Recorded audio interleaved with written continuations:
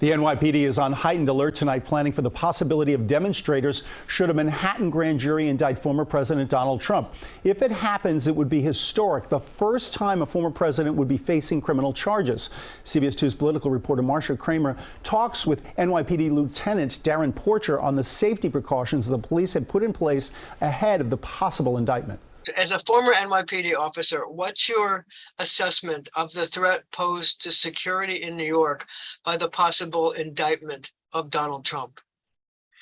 I think that we have a significant threat in relation to the possible or upcoming indictment of the former president, Donald Trump. And we want to date back to the January 6th riots that plagued Washington, D.C. Fortunately, that will act as a template for us erecting security in connection with how we protect the citizens of the city of New York. But it really begs the question as to what is Donald Trump's idea of keeping a city safe? Because he's clearly posting notations on Truth Media stating that come out, protest, and things to that effect. So if you look back to January 6th, it should have acted as a harbinger as to what not to do.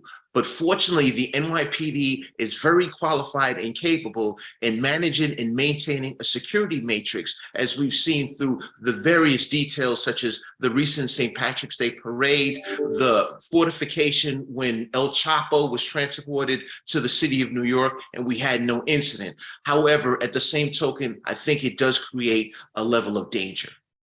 Let me ask you this. So what level of danger do you think it creates? We have a propensity for people to follow the former president's statements in connection with protesting. And when we look back to what happened in DC, we had people that flew in from all over the country and standing behind the former president. Hopefully the same thing won't happen here in New York. But at the same token, we always have a propensity for danger when we have large crowds that gather around an acrimonious component. So the sources are telling CBS News that we could expect to see a ring of steel around Lower Manhattan and around the courthouse if this were to happen. What's your take on that? Well, this runs consistent with the planning that we do in the NYPD as it relates to the Times Square New Year's Eve celebration. We traditionally block off a series of streets to ensure that only essential personnel would be able to engage the event in question. And in a situation like this, it would be courthouse personnel, law enforcement, people to that effect. So I think that the NYPD will do a good job in terms of erecting this ring of steel. But the challenge becomes the people that lie on the periphery as to what possible engagement that they can be a part of that amounts to a level of civil disobedience. So intelligence sources are telling CBS News that they're seeing a significant increase in threats and violent rhetoric online from domestic violence extremists. What will this increase mean to the NYPD as it decides what to do if Trump is in fact indicted? Well, the threat assessment conducted by the NYPD is multifaceted. One component is capturing threats online. The second component would be the intelligence division is going to look into possibly excessive airline trips into New York City from places where we had co-conspirators that were part of the January 6th offensive in Washington, D.C. That can act as a harbinger to have the NYPD focus on, okay, look, we have a copious amount of people that are coming in, therefore we need to do what's necessary. In addition to that, the NYPD is going to look to the pulse of the local population to assess if people from the local city of New York are looking to come into this area where the courthouse is positioned to possibly protest. So it's a compilation of various components that the NYPD will focus on as it relates to elevating the threat assessment. So you think that the NYPD will focus on ports of entry? So we're talking about airports, bus terminals, train stations, things like that, to see if people are pouring into New York City that could be potential protesters? That is one component, but we're also going to look at the template that was established by the January 6th riots at the Capitol and see what went wrong and make sure that we can ensure that we make those corrections to ensure that we don't have the same faults that occurred during January 6th in Washington, D.C. Well, so New York City Police Department just agreed to pay protesters who were protesting the George Floyd murder. They agreed to pay them over $20,000 each because they were accused of kettling. So do you think that the NYPD is going to be much more careful in its assessment and in its decision how to position people because they were already called on the carpet for how they handled those protests? There's always a revolution in how police departments manage large-scale protests.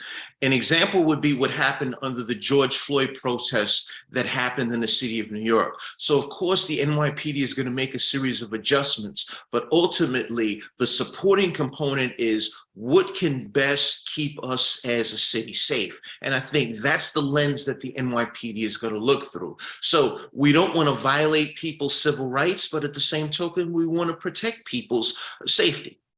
So are you expecting the NYPD to hold some shifts over to authorize overtime so that they'll have enough manpower in case there's any kind of protests that spring up around the courthouse or other places in the city? I mean, it could be Trump Tower, it could be other places.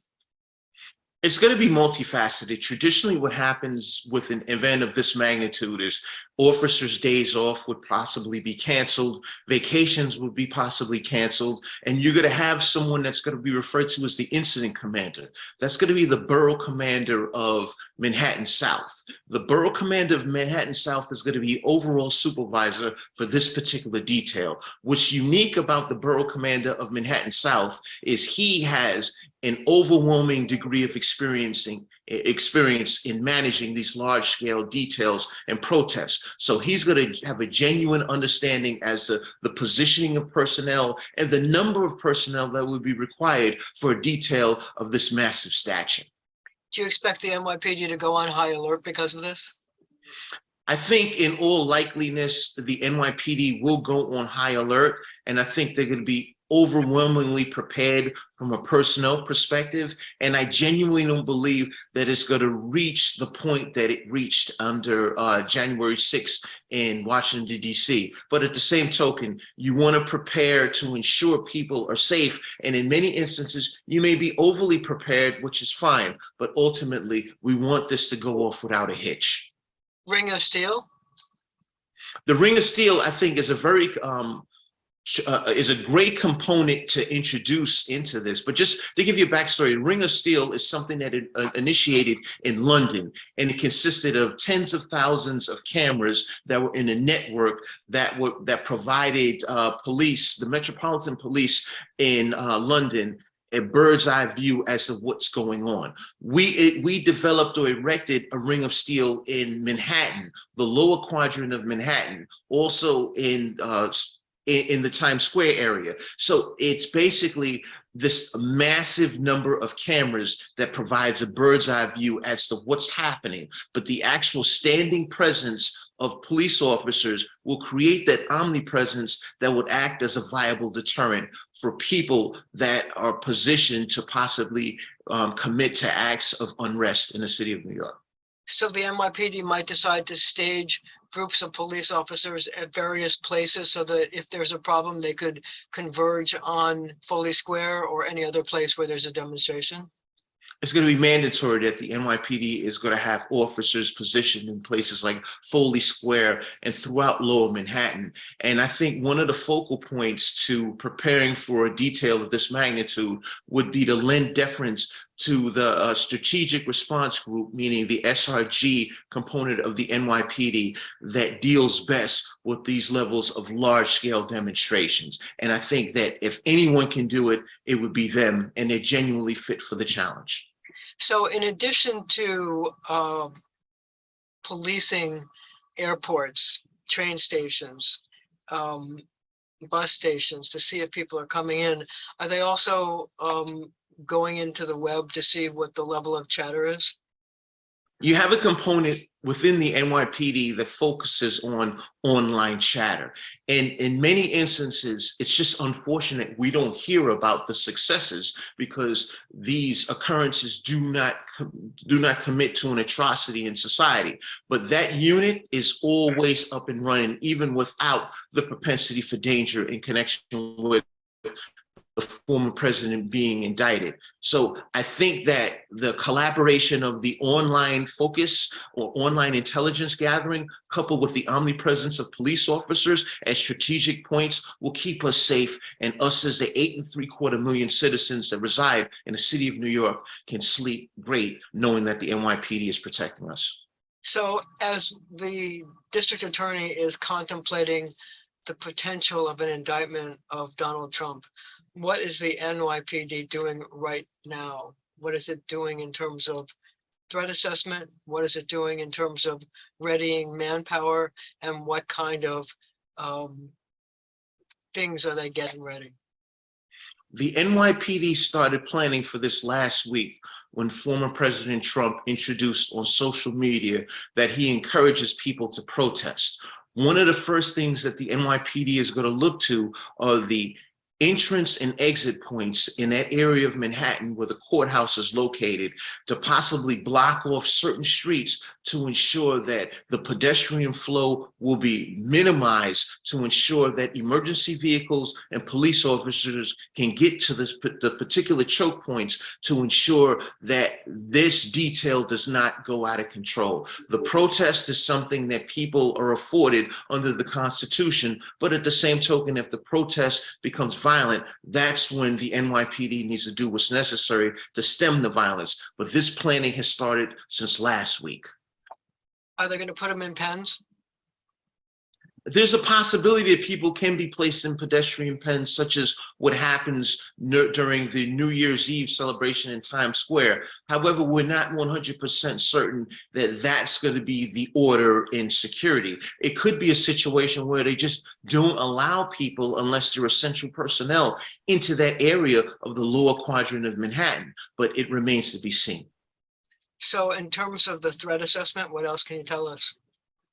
The threat assessment is going to focus on people that have critical information that can be provided to police, such as people that were arrested during the January 6th disturbance in Washington, D.C. We'll have conversations with those people. The NYPD's intelligence division is going to communicate with police officers outside of the city of New York to assess what the temperament is in connection with people coming to New York. So it's highly multifaceted, and that's really good. It's not a one fix or one directional clause in how they're going to manage this.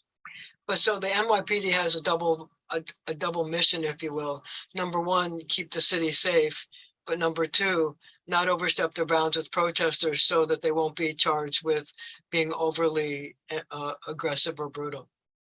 Absolutely. The teachable moment was under the George Floyd protests when we saw that a lawsuit was introduced and civil liability was shouldered by the city of New York, where we had each protester that was paid $20,000+.